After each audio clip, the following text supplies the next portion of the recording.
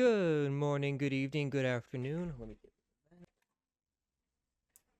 It's the Spider-Berg again. It's the sixth tier, the second to last one. Oh boy, is that exciting. But that also means we still have plenty more to talk about, plenty more to go, and yeah, let's just get right into it. I am recording this right before work, so let's see how quickly I can do this. I'm focusing on the fun, though, and where better place to start all the fun than with the creepypasta? Because our first topic of today is The Forgotten Spider-Man, a creepypasta written by one Chucky Freak on Wattpad as part of their Creepypasta Ruin Your Childhood collection. And in case you don't know what creepypastas are, Dad, they're essentially online campfire stories, spooky tales told all across the web. No pun intended, but maybe kind of a little bit. Yeah. With the big appeal of just the concept of creepypastas themselves being that anybody can write one. Anybody can write one, anyone can publish it, just like Chucky Freak did on Wattpad for this story.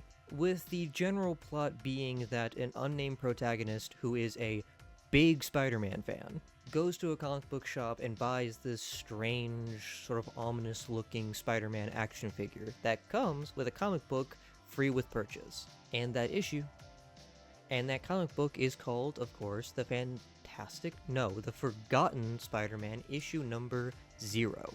With the issue essentially acting as a corrupted, evil, violent, or more violent version of the classic Spider-Man origin. Again, in the fictional book, within this fictional story, Peter Parker gets bitten by the spider, and then immediately black and red tendrils, very similar to Carnage, surrounds him. He goes insane.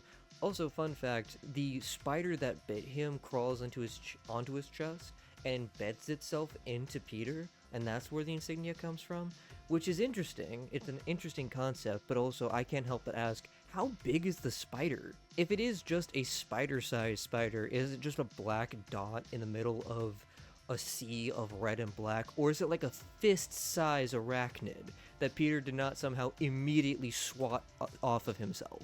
But that's not the point of the comic. The comic is that Spider-Man kills everybody. That's literally the whole point. It's very of its time, this creepypasta. But also, this isn't just some weird, strange, disturbing comic book. It's haunted. And so is the action figure. And now, the protagonist as well. Because after the main character finishes reading the book, as he is forced to do, even though he's scared webless, by the haunted figurine that's like Spider-Man posing with evil in his eyes. They both disappear, the action figure and the comic, and then nothing happens for a month, while the protagonist looks up about stuff about the Forbidden Spider-Man and finds a news article. That news article talking about how the artist who was making something called the Forgotten Spider-Man died, and not out of something normal like a heart attack or even a robbery gone wrong. But no, instead, he was so obsessively working on this, horror-themed Spider-Man comic that the artist was attempting to submit to Marvel Comics that he just didn't eat or drink anything and his body just gave out due to exhaustion. And now we are led to believe that while he is dead, his story is not over. Neither is the Forgotten Spider-Man story, because exactly 1 month after the initial incident, the main character gets a new comic book in the mail called The Forgotten Spider-Man issue number 1. Ooh. Like I said before, this creepypasta does feel very of its time, especially in regards to like trying to corrupt or make like childhood staple characters disturbing. Very similar to other creepypasta classics like the Squidward one, as well as Sonic.exe and Ben Drowned and a host of other ones that I will be glad to be reminded of in the comments, that features more bloody, more violent, more gory, scary versions of these kinds of characters, or even just these kinds of like elements. Like the Squidward creepypasta wasn't like a haunted Squidward version, it was like a haunted tape relating to Squidward. It's a long story. But yeah, again, the appeal isn't so much that it's high art, but rather that somebody out there was able to just publish this online pretty much for free. because on this channel we are a big fan of accessibility in media production. Speaking of, in 1969, there was no official Spider-Man movie that was released. But in 1969, and at the time, like, young 20-something aspiring filmmaker named Donald Glut made a fan film called Spider-Man, about Spider-Man, of course. It was, again, an unsanctioned Spider-Man fan film made by Donald Glut as the last entry in a series of short films that he was making from the years 1954 to 1969, which may seem pretty like, oh yeah, everybody does that, or yeah, that seems about right. It's made all the more fascinating when you realize that he was born in 1944. So from the ages of 9 to whenever, 25, from 9 to 25, he was making amateur films, including Spider-Man, which features Spider-Man fighting off against one Dr. Lightning, a villain that Donald made for this movie. A movie that was most likely made for no money with no budget, that he made pulling out all the tricks of the amateur filmmaking trade. Quote, he also utilized other effects such as stop-motion animations and backwards photography, as well as the use of miniature figures, with the previously mentioned effects being tilting the camera sideways while he crawls on the ground to simulate wall crawling. Which may seem like a no-brainer effect, or like, yeah, anybody can do this. Today, that's the interesting thing. Today, anybody and a lot of people are making fan projects about Spider-Man to pretty impressive results. But back in 1969, all he had was a camera, a car, his apartment, and the fact that he lived near Bronson Canyon. Glut only had access to so few resources, and yet he was still able to make a thing. And initially, he only screened it at the house of his friend, Michael Nesmith, and then later, through sheer persuasion, got a projectionist to showing the short at a theater, showing students shorts from the University of Southern California. So he somehow managed to get into like an academic environment screening. Somehow. Meanwhile, in this day and age, everybody has a phone that has a camera. There are free to access and free to use editing softwares like DaVinci Resolve, and even Blender if you're trying to do like complicated effects. Sure, it may require a little bit of adjustments, but even if you're assuming you're using no money for this, it's becoming very accessible, or it has been very accessible, the means of producing media. Because the only reason, and it's also a good show into like how accessible media, even niche media like a fan film of Spider-Man from 1969, has become so accessible in this day and age. Because the only reason that I know about this is because I found a Spider-Man iceberg from Reddit. And the only reason why Invincible Elliott, the creator of that iceberg, knew about this is because he had access to the internet. And the only reason why we know about Donald Glut's particular case is not because it became like a viral sensation or even a cult classic sensation. It's because he went on to have a very successful career in screenwriting, being known best for his novelization of the second Star Wars movie, Empire Strikes Back. And in 2006, there's a documentary made about Donald Glut called I Was a Teenage Filmmaker, wherein in its special features, Donald Glut included all of his short films from 1954 to 1969, and through the internet's access to that video, and through that documentary's possible digitization onto the internet, it being archived and cataloged, and then observed and recorded through other archival means, Wikipedia. That's how we know about it. That's why before 2006, virtually nobody knew about Spider-Man 1969, because how on earth would you know? And I choose to take this story of both the film itself and Donald Glut's success as an observation of how things have both stayed the same and not changed at all. Like, what hasn't changed is the passion. Again, we had Donald Glut back right before 1970 making these films and pursuing this passion, possibly led by fanhood of the character. Just like a whole bunch of people today, just like me making this video about Spider-Man stuff. Just like Chucky Freak with Forgotten Spider-Man, the only difference between us and Donald is the fact that we have the means of easily publishing and making our content accessible for no money. So the landscape of accessibility in the production of media is evidently very big, like very large and accessible right now, which I think is wonderful to think about and remind ourselves of. And yes, of course, in the modern day, times are difficult, but it's still very blessed times in other aspects. Because adversity is merely just a distraction from the marvels and wonders that we can discover when we essentially allow ourselves the pursuit of discovering such things. Yeah. Let's see if I can keep...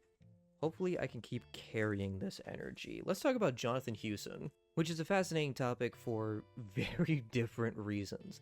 Because Jonathan Hewson was a University of Pittsburgh student who was arrested for robbery while dressed up in a Spider-Man costume. Buckle up. Because allegedly, in September of 2013, on a Friday morning, Jonathan Hewson, again in a Spider-Man costume, walked into a convenience store and asked the store clerk how much money you got. To which the store clerk responded by pulling out a taser. Now, according to Bob Patel, the owner of the convenience store that was working at the time, certain news outlets misreported certain details, including A, the taser, and B, how it was used. Supposedly some outlets misreported that he was using a stun gun instead of a taser, and that he actually used it on Hewson, which, according to him, neither was correct. He just had like a handheld taser that you could buy at Walmart or Amazon or wherever, and he just fired it into the air so it makes the classic like loud clicky sound that we've seen on Instagram if you're on that part of the algorithm. With that being enough to get Hewson to understand, oh, I need to leave. To which he did, and then 30 minutes later, police found him. Police found him like a block away, importantly stating that he was without a weapon on him, so he didn't have a weapon on him. And then 30 minutes later, he was found by police about a block away, still in the costume, and reportedly without a weapon. So he was arrested, and then Pittsburgh Municipal Court Judge James Motznick arraigned Hewson on a robbery charge, set his bail to $50,000, and ordered him to undergo a mental evaluation. What? Because nowhere in the articles that I read did Bob Patel even state that any money was taken. As far as we know, he just asked a question, had a taser basically fired in the air, and then Hewson left. So at the very most, wouldn't it be an attempted robbery charge? Because even if he did have the intent to rob the guy, he failed in the robbery. Also, $50,000? What kind of menace did they think this Spider-Man cosplayer was? It wasn't even a cosplay, it was like a Party City outfit. And then the next update talking about how prosecutors dropped the charges was like in October 2nd, and the initial reports was around September 21st, so at the very least, Jonathan Hewson, supposedly on very odd charges, was like spent 2 weeks at the least in jail. But yes, prosecutors dropped the robbery charge against Hewson after Patel, again the store owner, testified on behalf of John, telling the judge that he didn't want to ruin his career. Patel didn't want to ruin Hewson's career over a silly mistake. Which, big asterisk on that, because in other reports, Patel was also quoted by saying that he only came forward or only came to Hewson's defense after he read that Hewson was a University of Pittsburgh student, suggestively insinuating that if this was just some local kid who just ran into the store and just said a silly little thing, he would have just let him rot in jail. And he was also quoted in saying paraphrasing, he was also quoted in saying yeah, if you're gonna do a silly little prank or something, maybe take off the mask and not ask people how much money they've got.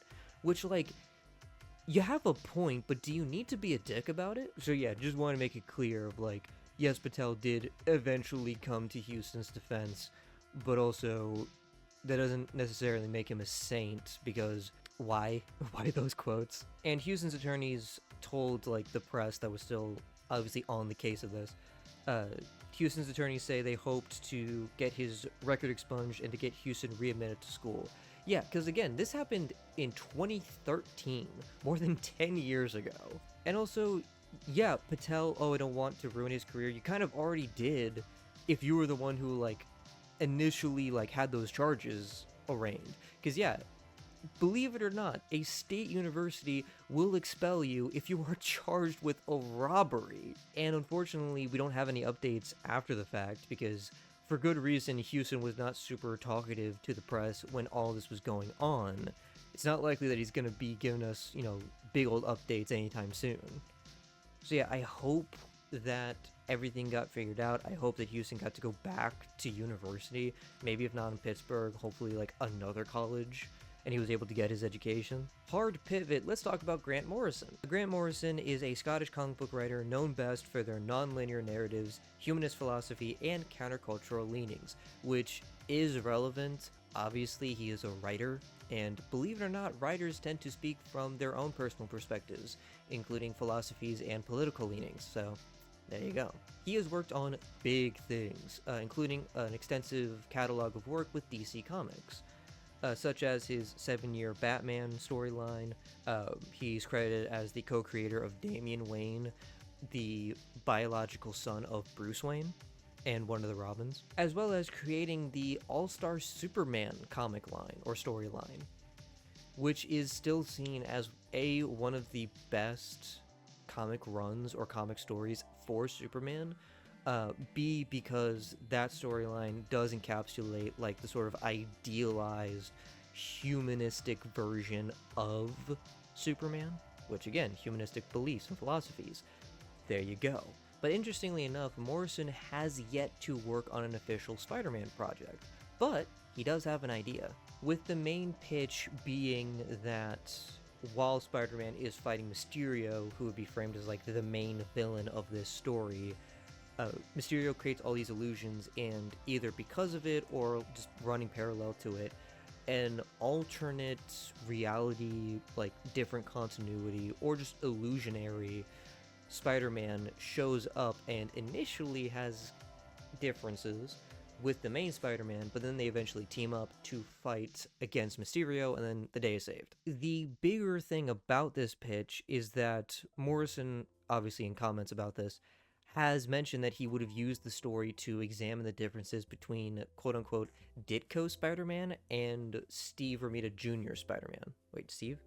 John. What? John Romita Sr.'s Spider-Man. Steve Ditko and John Romita. Because as we know, Steve Ditko was the first artist and one of the first like collaborators with Stan Lee in developing Spider-Man. But then, as mentioned here, Ditko eventually stopped working on the Spider-Man project, and John Romita Sr. eventually jumped in, I think right after Steve Ditko, with their art styles, especially for Spider-Man, differing greatly. With Ditko's design, there was a big emphasis, if I remember reading it correctly, of him being scrawnier or him being not as like muscular or masculine as other superheroes, like Marvel superheroes at the time. Because as I believe I've mentioned before, Spider-Man was made in like basically opposition, or basically like as in contrast to the conventional male superhero archetype of the day. It's why he's a teenager rather than being an adult. It's why he's got issues,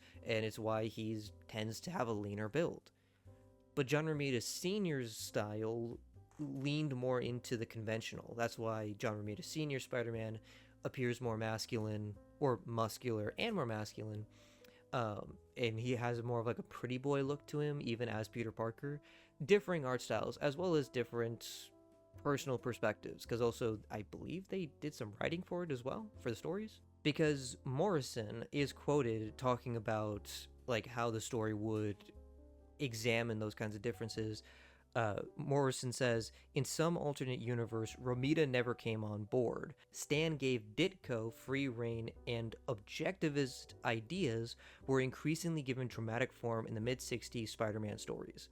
With objectivism, don't worry, I still don't quite understand it yet. I still need to read more about it. It was a philosophy that was, in the modern sense, coined by a Russian-American writer named Ayn Rand, with her initial quote, or like her main quote about it being the concept of man as a heroic being with his own happiness as the moral purpose of his life. Which, even if we don't understand it just right off the top, what I do know, or what we will know now, is that after Spider-Man, Steve Ditko created a character called the Question, who he used to kind of channel his sort of objectivist ideas into.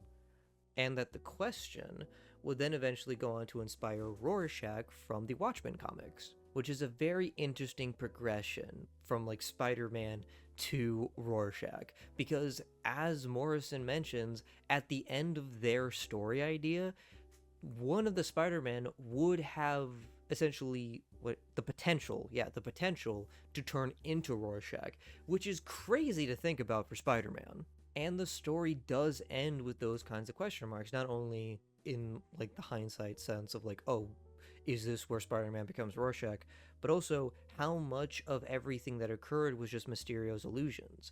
And obviously, at the end of the story, we're only left with one Spider-Man that we follow through the main comics later. Which of the two Spider-Man experienced this? Which one was like the Romita and which one was the Ditko? How do we make this distinction? Who knows? It's also interesting because that would absolutely mean that it would leave it up to like dealer's choice whether or not it's the Romita or Ditko, and essentially which one is on the path. Is the real Spider-Man that lasts here on the path to becoming Rorschach? Who can say? I am absolutely working on these notes out of order, but I don't care. Because let's talk next about Spider-Man's wedding and the actual real-world event of Spider-Man's wedding.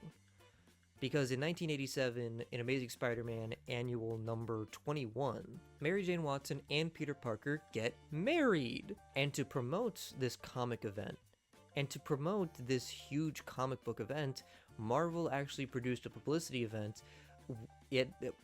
Marvel produced a publicity event at Shea Stadium, basically having a real-world ceremony at home plate. Jerry Colpitts performed as Peter Parker in full Spider-Man outfit, and Tara Shannon played the role of MJ Watson. Stan Lee played the role of officiate, because of course it would be Stan Lee. And much like the comic event, there were a couple of Marvel characters that also were in attendance, such as the Hulk, Captain America, Green Goblin, Doctor Doom, as well as Spider-Man's amazing friends at the time, Iceman and Firestar. Which again, I think was a wonderful inclusion, because yeah, they like the show and the comic, Spider-Man and his amazing friends. Love that little detail. And what I also like about it is that the marriage took place right before an actual like baseball game. And fun fact, Shea Stadium is the stadium that the New York Mets work out of. And canonically, the Mets is Peter Parker's favorite baseball team. And other fun fact, while I couldn't find an exact date on when this event was held, I could just only find the year. If it was on, I believe it's June 17th, 1987, the Mets played against the Pittsburgh Pirates.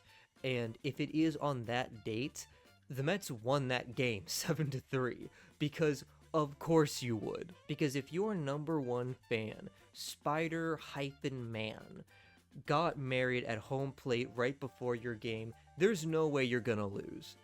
You cannot disrespect him that way. Like an instant and incredibly powerful, evidently good luck charm. And speaking of luck, fast forward to today of days, Spider-Man is not super well known for having good luck. And while the obvious explanation is that for some reason, this like Spider-Man writers have a vendetta against Spider-Man for some reason, some comic book fans have theorized there is an in-universe explanation. That explanation centering around a character named Longshot. Longshot is a character closely related to the X-Men, and one of his main powers is probability manipulation. When you phrase it as probability manipulation, you are insinuating that it's like statistical manipulation. You are changing factors. You're going into the mathematics of the universe and tipping the scales. But if you're tipping the scales into your favor, somewhere down the line, it's tipping the scales out of favor for somebody else. Essentially treating luck as like a finite or measurable resource in the universe. So if you're taking one for yourself, or you're taking some of it for yourself, it's gonna be coming out of somebody else's luck balance. And fans have theorized that the person on the short end of that stick is Peter Parker, and that's why he just cannot catch a break. Which I do like. I do think it's like a fun little theory. This could be for any character. It could be like Daredevil, Wolverine, Captain America. Anybody has like a string of bad luck, it's Longshot's fault. Thanks, man. The Spider-Man 3 sushi roll rabbit hole was not one that I was expecting to be a rabbit hole when I first looked into it for this video. With a lot of my research centering around a video about the topic by a YouTube channel called Comic Drake, where, assumedly Mr. Drake, the person who runs the channel, did extensive research into this topic, going so far as to cold call various sushi restaurants from across America. Because what this series of words in this particular order is in reference to is the fact that a handful of sushi restaurants, completely independent from one another, and like a lot of the stores are just like small local places. They're not even chain restaurants. And again, without any coordination, there is a cluster of stores, like restaurants in America that sell something called the Spider-Man 3 roll. With a lot of people who are in the know of this theorizing that it started with the Spider-Man 3 roll, and then later on the Spider-Man 1 roll and the Spider-Man 2 roll were added onto it. Also, for some reason, Spider-Man 2 is like the least common name for it. Like obviously a lot of them are Spider-Man 3. A lot of stores have like Spider-Man 3 and Spider-Man 1, or some just have Spider-Man 1, or some just have Spider-Man 3. But like very few of them had Spider-Man 2 for some reason. And a lot of people think, I think even the people that did answer Comic Drake did explain that it was kind of like an evolution of the spider roll, which is a common sushi roll that is made with soft crab, and the Spider-Man 3 rolls are also made with soft crab. Also, this is just talking about how cool Comic Drake is in this video, because he did also break down and made pie charts about the most common ingredients, both on the inside and the outside of the roll. And I mean, that has to be applauded. If you are calling restaurants like all across America when you're in Texas, and the closest restaurant that has this roll that you can find on Google is in Oklahoma, and you're breaking down, and you are making charts breaking down the physical construction of the roll, you need to be given your roses. I think it's only fair. And Comic Drake's mission in the video is to basically get down to the bottom of like where all of this originated, like where like the starting event of the Spider-Man 3 sushi roll, and he couldn't come up with a definitive answer. But in the comments of that video, there are people still like theory crafting and, you know, giving their input on it. It's really fascinating. A very odd, just organic development about what probably started off as a promotional thing. Like, these restaurants in 2008, when Spider-Man 3 came out, were like, oh, we'll make a Spider-Man roll. Like, we'll just name a spider roll and do something special with it. And then it just spiraled from there. And again, if you'd like to know more information, I know for me, it's like, this is still a very scattered explanation. If you want a more standardized sort of preview into all of this, again, I'd recommend go checking out Comic Drake's video about it, because again, he gets thorough about it, and I do just applaud him for that. So yeah, check him out. And I believe last but not least, we have the Spider-Man Safety Series. In 1990, Marvel Productions worked with Learning Corporation of America to produce a series of animated films, or animated videos, about certain childhood safety topics. And these VHS tapes were given to elementary schools along with lesson plans, so that teachers can work more efficiently with students about the topics of these videos. I could not be any more jealous of 1990s elementary school kids if I physically tried. You're telling me these kids had Spider-Man Day, and me, being cursed with being born in the early 2000s, didn't get to do this? I'm suing. I don't know who, but there is a revolt coming at somebody's head, because why couldn't it have been me? It should have been me. And furthering my suspicions that this topic was made for specifically me, it's also a lost media topic. Because the fact that these videos, like this limited series about safety topics featuring Spider-Man, were mainly given to elementary schools as like informational or educational materials, make them really hard to find, because I guess people weren't saving that kind of stuff. Because finding even one surviving physical tape of any episode of the Safety series is incredibly difficult. It is very rare that one of these things can be found, just period. And for a long time, all 4 episodes were considered lost media, again, because just nobody could find it. And to this day, where do you go for help is still considered lost media, because nobody has found it. However, I choose to be hopeful, because again, for a long while, all of the 4 episodes were considered lost media, but 3 out of the 4 have been found, and those are some pretty good odds. The 3 episodes that have been found and have been posted to the internet being Don't Hide Abuse, What to Do About Drugs, and Smart Kids Play It Safe.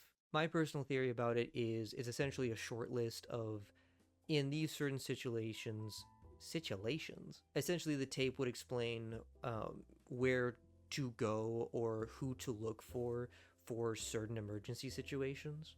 So like the idea of calling 911, or, you know, the many movie scenes where somebody's choking in a restaurant and somebody shouts like, "Is there a doctor?" Those kinds of instincts. But until that tape is found, all that we can do is speculate. And that's fun too. And I do believe that covers everything. That's every topic on tier 6. And if that's not, editing me is gonna pop in and correct the record. Nope, I wear hats now, but you did get everything, so good job. The record has now been corrected, which does mean we only have 1 tier left of this iceberg, which is fascinating to think of. I am excited. I'm also curious as to what I'll do next, but I have a couple of ideas, don't worry. But yeah, it's been a crazy ride, and we still have a little left to go, and ain't that just fun? So thank you all for watching, both this video, past videos, and hopefully future videos to come. Your patronage is greatly appreciated, and I hope that I will continue to earn your patronage going forward. And as always, stay happy, stay healthy, stay hydrated, and I'll see you next time. Take care.